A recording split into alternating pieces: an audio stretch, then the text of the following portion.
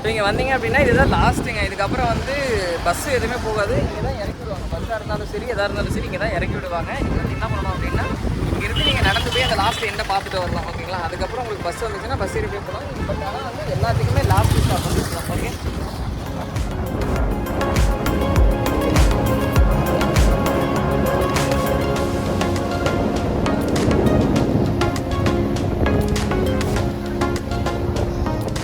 எவ்வளோ டிராஃபிக் மத்தியானத்துலேயும் எவ்வளோ டிராஃபிக் பாருங்க. டிராஃபிக் தாங்க வருன்றாங்க. எந்த நம்பிக்கையில் வருன்னு சொல்கிறாங்கன்னு தெரியல. ஆனால் டிராஃபிக் சரியான டிராஃபிக்குங்க.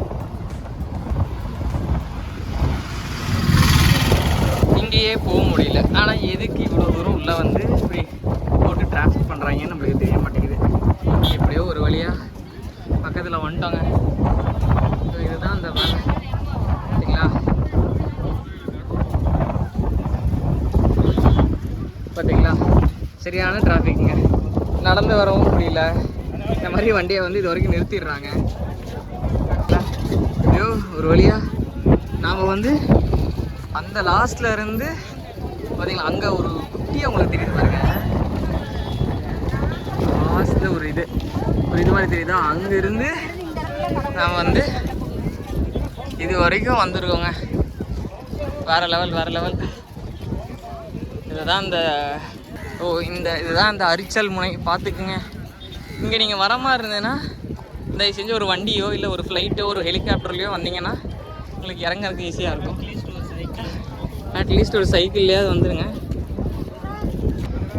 இதாங்க அந்த அரிச்சல் முனை. பார்த்துங்க, ஃபுல்லாக டிராஃபிக். அதோடு வந்துட்டு இந்த வண்டியுமே விட மாட்டாங்க. நீங்கள் அங்கே வண்டியை போட்டு இங்கே வந்து நடந்து வரணும். ஆனால் நம்ம ஆளுங்க என்ன பண்ணுவாங்க, இங்கே பார்த்துங்க, இங்கேயே நம்ம வண்டியை கொண்டு வந்து போட்டு இங்கே ஒரு வீடியோ எடுப்பாங்க. ஏன்னு தெரியாது. ஏன்னா இவங்க லோக்கல் கைஸ் அப்படின்ட்டு பேசுவாங்க. ஸோ ஒரு ஃபுல் ரவுண்ட் அடிச்சுக்கிறேன், அப்படியே பார்த்துங்க. ஓகே, என்ன இருக்கும்னா இங்கே இந்த சைடு வந்து இந்த சைடும் கடல் தான் இருக்கும் பாருங்க. நல்லா பார்த்துங்க. இந்த சைடு வந்து அலை இருக்கா, பட் ஆனால் அந்த சைடு பார்த்தீங்கன்னா அலையே இருக்காது. ஏன்னா காற்று இந்த சைடு தான் வருது. இதுதான் அந்த சென்டர் பாயிண்ட்டு. இதுக்கப்புறம் வந்து இதுக்கு மேலே ரோடு இல்லை. அங்கே ஏதோ ஒரு தீவு இருக்குது. அதுக்கு எப்படி போவாங்கன்னு எனக்கு தெரியல. அங்கே ஏறுறதுக்கான இடம் இருக்குது. நம்ம ஆள்கிட்ட கேட்டு நம்ம அங்கே இறங்கிக்கலாம். இல்லை ஏற முடியாது. நான் உங்களுக்கு சென்டர் பாயிண்டில் போயிட்டு இதை காட்டுறேங்க பாருங்கள். அப்படியே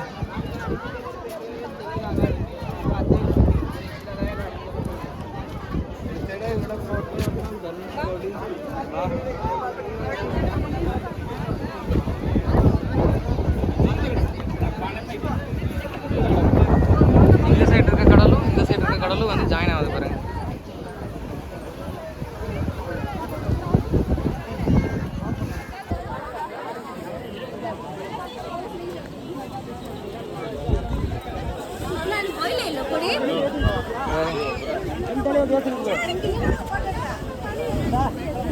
அலை அடிச்சு சூப்பராக இருந்துச்சு. தெரிஞ்சிச்சு பார்த்து.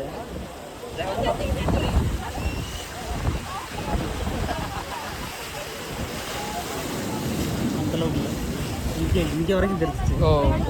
சூப்பராக இருந்துச்சு. ரெண்டு கடலும் அப்படியே வந்து இதுதான் சென்டர் பாயிண்ட்டு. இங்கே பாருங்க, இந்த சைடு இருந்து அப்படியே ஃபுல்லாக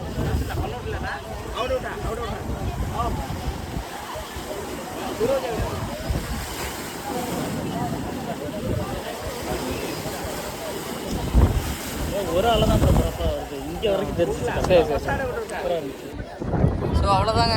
இந்த கார்னர் வந்தீங்கன்னா என்ன இருக்கும் அப்படின்னா இந்த ரெண்டு கடல் மீட் ஆகிற ஜங்ஷன் பார்ப்பீங்க. அப்புறம் வந்து இந்த சென்டரில் வந்துட்டு இந்த ஒரு இந்த இது இருக்கும். இதுதான் வந்துட்டு இந்த அரிச்சல் முனையோட ஸ்பெஷாலிட்டி. என்னென்னா ஈவினிங் டைம் நீங்கள் வந்தீங்க அப்படின்னா இங்கே வந்து என்ன சொல்கிறது, ரொம்ப வெயில் அடிக்காமல் நீங்கள் வந்து பார்த்துட்டு வரலாம். உங்களுக்கு ஃபேமிலியோடு வந்தீங்கன்னாலும் உங்களுக்கு ஈவினிங் டைம் சூப்பராக இருக்கும். இந்த மாதிரி மத்தியானத்தில் வந்து எங்களை மாதிரி மாட்டிக்கிட்டீங்க அப்படின்னா ஒன்றும் பண்ண முடியாது. பஸ் பிடிக்கிறதுக்கும் லேட் ஆகும்.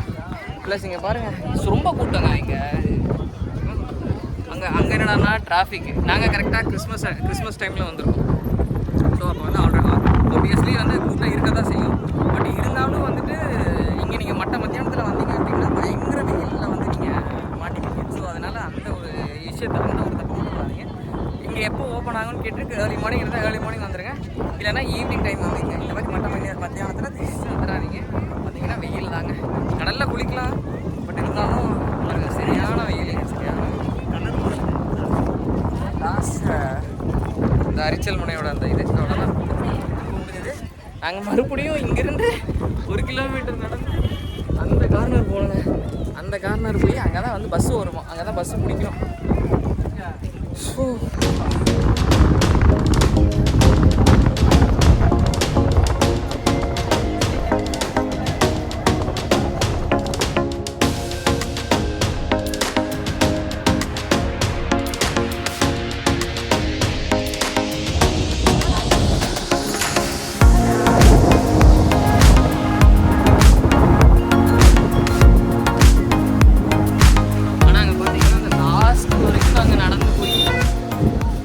காரோ பைக்கோ அதெல்லாம் கிடைக்காது.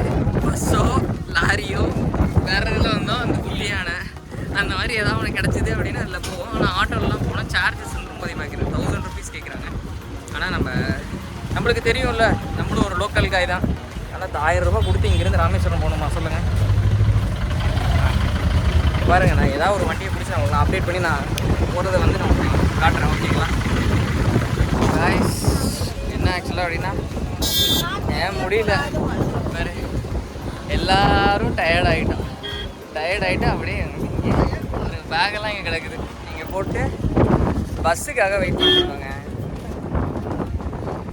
ஆட்டோஸ் தான். ஆனால் வந்துட்டு எதுனா பஸ்ஸில் மட்டும் நாங்கள் இங்கே வந்துட்டு பஸ்ஸில் வந்ததுனால பஸ்ஸில் தான் போக முடியும், வேறு எதுலேயுமே போக முடியாது. நாங்கள் ரொம்ப நேரமாக வந்து அந்த கார்னரையே பார்த்துட்ருக்கோம், ஏதாவது ஒரு பஸ் வருவாங்க. ஆனால் வந்து எங்களுக்கு கார்னரில் இருந்து பஸ் வந்தால் பாடே இல்லை. என்ன சொல்கிறாங்க அப்படிங்களா? எல்லாம் டயர்ட் ஆகிட்டாங்க.